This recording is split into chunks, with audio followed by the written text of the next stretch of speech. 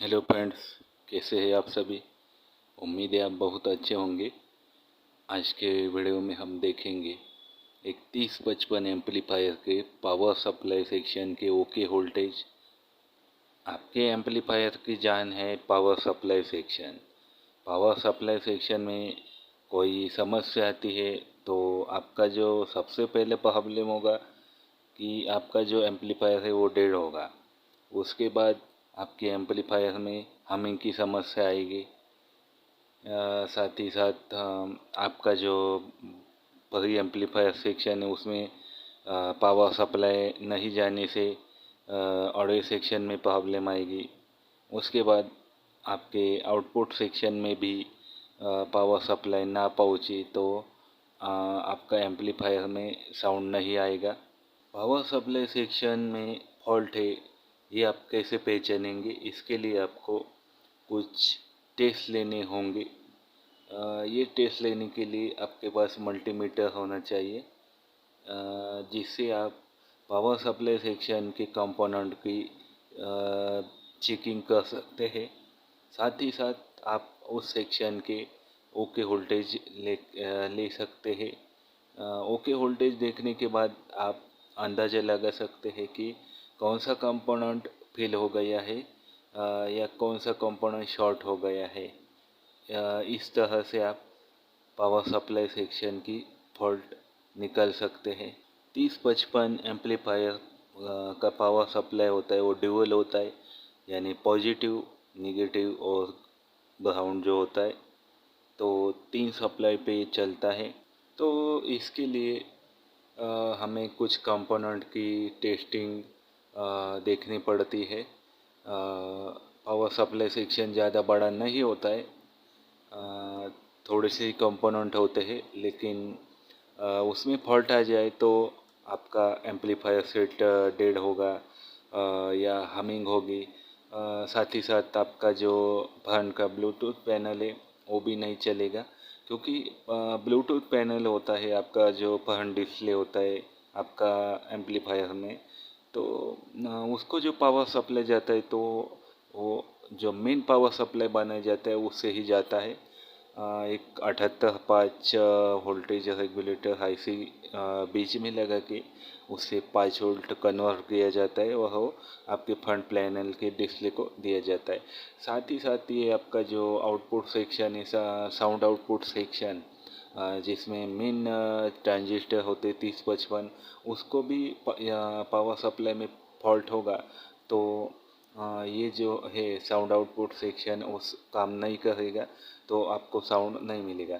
साथ ही साथ आपका जो ये प्री एम्पलीफायर सेक्शन होता है, ये मैं दिखाता हूँ आपको। देखिए ये सब आपका ये लेफ्ट का प्री एम्पलीफायर सेक्शन है, ये राइट का प्री एम्पलीफायर सेक्शन है। तो यहाँ पे भी आपका पावर सप्लाई नहीं आया यहाँ से यहाँ तक, तो आपका जो साउंड वो नहीं आएगा, क्योंकि जो ब्लूटूथ कार्ड से जो आप साउंड देते हैं ये बास टेबल बोर्ड में, तो उसका जो फिल्ट्रेशन है या जो साउंड आउटपुट का गेन बढ़ाता है, जो गेन बढ़ना चाहिए वो काम बंद हो जाएगा इस सेक्शन को पावर सप्लाई नहीं मिला तो। उसके बाद दोस्तों आपके एम्पलीफायर में पावर सप्लाई सेक्शन डिसेबल होगा तो कई समस्या आ सकती है, जैसे हमिंग की। ये दोनों फिल्टर कैपेसिटर जो है, मेन फिल्टर कैपेसिटर है, ये कैपेसिटर शॉर्ट, डेड या लीकेज होने से आपके एम्पलीफायर में हमिंग की समस्या आ सकती है। तथा ये जो डायोड है, ये डायोड भी ओपन, शॉर्ट या लीकेज होने के बाद आपके एम्पलीफायर में हमिंग की समस्या आ सकती है। तथा आपके एम्पलीफायर में शॉर्ट सर्किट भी हो सकता है। इससे आपके ट्रांसफार्मर पे लोड आ जाएगा, आपका ट्रांसफार्मर जो है वो जल भी सकता है, क्योंकि यहाँ पे शॉर्ट सर्किट होगा तो जो ट्रांसफार्मर से कनेक्शन आते हैं, इसकी जो वाइंडिंग होती है उसमें भी शॉर्ट सर्किट होगा, तो आपका ट्रांसफार्मर होता है वो जलने की संभावना होती है। या साथ ही साथ आपका जो ये जो बोर्ड होता है एम्पलीफायर बोर्ड, उसमें भी शॉर्ट सर्किट या कंपोनेंट जलने की समस्या हो सकती है, जिससे आपको काफ़ी नुकसान हो सकता है। क्योंकि जो 3055 ट्रांजिस्टर होते हैं ये काफ़ी महंगे होते हैं। जो बाकी डुप्लीकेट ट्रांजिस्टर जो होते हैं वो तो सस्ते होते ही है। तो चलिए मैं आपको दिखाता हूँ कि पावर सप्लाई सेक्शन के ओके वोल्टेज कौन से हैं, कितने आते हैं, क्या होते हैं। तो चलिए दिखाता हूँ। पावर सप्लाई सेक्शन के ओके वोल्टेज देखने के लिए सबसे पहले हम मल्टीमीटर को 200 वोल्ट डीसी के रेंज में सेट करेंगे। उसके बाद ये जो काला पहोब है इसको हम ग्राउंड में फिट कर देंगे। मल्टीमीटर को 200 वोल्ट डीसी सेट करने के बाद हमें देखना है डायोड के पॉजिटिव पे। ये देखिए 21 वोल्ट आ गए हैं, 21 वोल्ट। तो ये जो ट्रांसफार्मर है ये 18 वोल्ट का है, तो हमें 21 वोल्ट मिले हैं। उसके बाद ये 21 वोल्ट जो है ये पॉजिटिव 21 वोल्ट है। थोड़े से प्लस माइनस हो भी सकते हैं, 22 वोल्ट, 23 वोल्ट। देखिए 21.5 वोल्ट। इस वोल्टेज में थोड़ा सा प्लस माइनस हो भी सकता है, क्योंकि आपके जो घर में जो बिजली होती है वो 220 वोल्ट हो सकती है कभी, तो कभी 240 वोल्ट भी हो सकती है। तो हम थोड़ा सा ज़्यादा ही पकड़ेंगे। उसके बाद आता है दोस्तों, ये देखिए -22 वोल्ट, -22 वोल्ट। तो यहाँ पे देखिए ये एकदम सही है, क्योंकि ये जो ट्रांसफार्मर है ये 18 वोल्ट का है। तो सेट को चाहिए हमें 24 वोल्ट।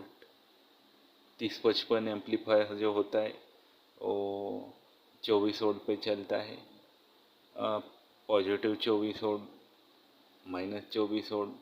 एक बार मैं आपको फिर से दिखा देता हूँ। देखिए डायोड का जो पॉजिटिव लाइन है यहाँ पे आपको लाल पहो भगना है। उसके बाद आपको मिलेंगे 20 से 24 वोल्ट। ये एकदम सही है, लेकिन यहाँ पे आपको एकदम से 10 वोल्ट मिले हैं, तो ये बात गलत है, क्योंकि यहाँ में कहीं पे भी शॉर्ट सर्किट है। तो जो आपका 24 वोल्ट का ट्रांसफार्मर हो या 18 वोल्ट का ट्रांसफार्मर हो, यहाँ पे आपको कम से कम 20 से 24 वोल्ट मिलनी चाहिए। 24 या 25 वोल्ट होगे तो भी ओके है। क्योंकि एकदम से आधे वोल्ट मिले 10 वोल्ट तो समझे कि यह ना मिले, तो ये देखिए कि आपके पावर सप्लाई सेक्शन में शॉर्ट सर्किट है। चाहे आपके डायोड शॉर्ट हो सकते हैं या फिल्टर कैपेसिटर, ये जो दोनों होते हैं ये शॉर्ट हो सकते हैं। अभी देखिए माइनस वोल्ट जो है, ये देखिए डायोड के जो दोनों माइनस पॉइंट है, यहाँ पे -22.2 वोल्टेज मिला है। 22.2 वोल्टेज यानी ये एकदम सही है। हमें 20 से 24 वोल्ट या 25 वोल्ट भी हो सकता है माइनस वोल्टेज में मिलनी चाहिए। ये देखिए एकदम सही है। तो ये पावर सप्लाई जो है चालू, ये एकदम ओके है। तो आपको बस जो ट्रांसफार्मर या ये जो एम्पलीफायर है उसके ग्राउंड पे काला पहोब लगाना है। काला पहोब लगाने के बाद ये जो लाल पहोब है इससे आपको पॉजिटिव वोल्टेज देखना है। डायोड का जो वाइट पट्टी होता है उसका जो दो डायोड का वाइट पट्टी होता है वो हमारा पॉजिटिव सप्लाई होता है।